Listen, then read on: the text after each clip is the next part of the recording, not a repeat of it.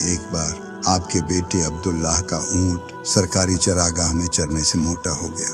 بیچتے وقت اس کی قیمت زیادہ لگی۔ آپ نے حکم دیا کہ سادھارن اونٹ جتنا دام دو، باقی رقم بیت المال میں جمع کر دو۔ بسم اللہ الرحمن الرحیم۔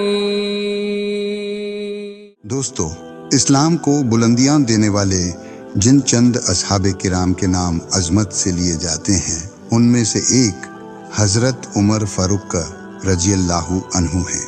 ان کے زندگی کے کئی واقعات ایسے ہیں جو انصاف، سادگی اور پرہیزگاری کا آئینہ ہیں، اور جو ہر دور و ہر مذہب کے لیے رہنما ثابت ہوتے ہیں۔ حضرت عمر کی سادگی اور انصاف کی مثال کی بات کری جائے تو آپ کو بتاتے چلے، ایک بار کوفہ کے گورنر نے اپنے لیے ایک عالیشان قصر یعنی محل بنوایا اور اس کے دروازے پر دربان مقرر کیا۔ جب یہ خبر حضرت عمر رضی اللہ عنہ کو پہنچی اور تصدیق ہوئی تو آپ نے حکم دیا کہ وہ فاٹک اور محل جلا دیا جائے۔ اس واقعے سے پوری حکومت کے اعلیٰ افسروں کے دل دہل گئے اور انہوں نے سمجھ لیا کہ سرکاری کاموں میں شان و شوکت کی اجازت نہیں۔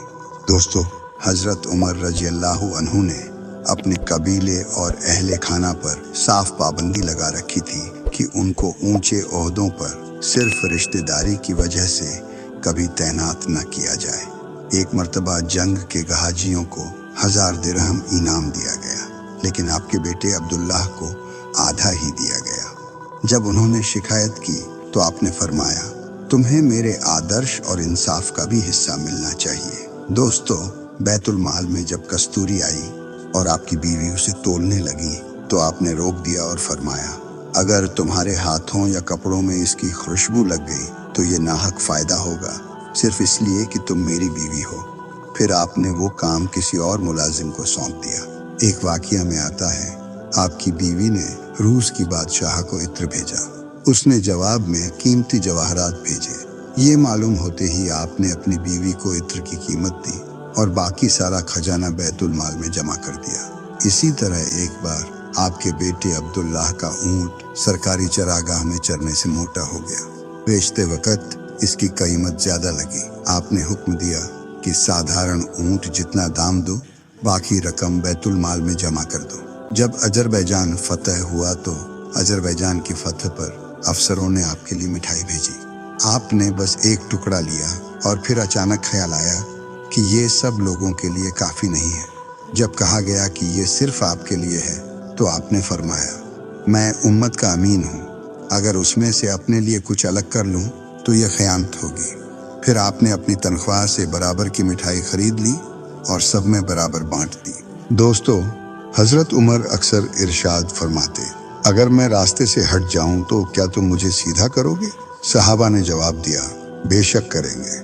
اس پر آپ نے خوشی ظاہر کی اور فرمایا، غلطیوں پر ٹوکنا تمہارا حق اور فرض ہے۔